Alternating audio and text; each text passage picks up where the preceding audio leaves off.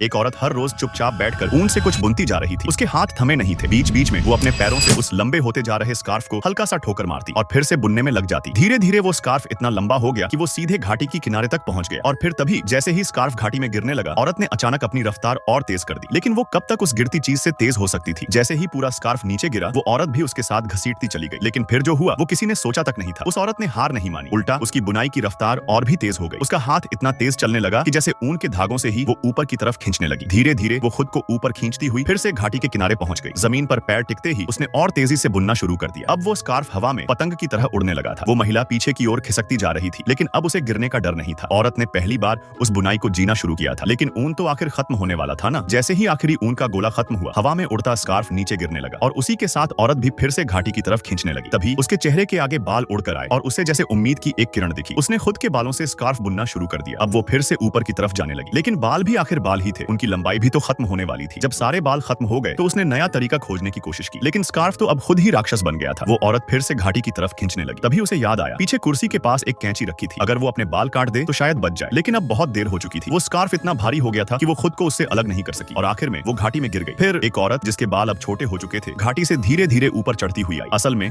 उसने अपने बालों को कैंची से नहीं बल्कि अपने दांतों से काट दिया था। उसे बस जीना था। वो बच गई, लेकिन उसका जुनून अभी मरा नहीं था। जैसे ही वो चोटी पर पहुंची, उसने फिर से बुनाई की सुई उठाई, लेकिन इस बार कुछ बदला था। अब उसे समझ आया कि ये जुनून उसे कहां तक ले गया है। उसने वो सुई उठाई और सीधे घाटी में फेंक दी। लेकिन कहानी यहीं खत्म नहीं हुई। वो कुर्सी पर बैठी और जमीन पर पड़ी कैंची को उठाया। अब उसे कैंची के खुलने और बंद होने की आवाज में मजा आने लगा और फिर उसने बिना रुके अपने नाखून काटने शुरू कर दिए। कहानी तो बदली पर आदत नहीं।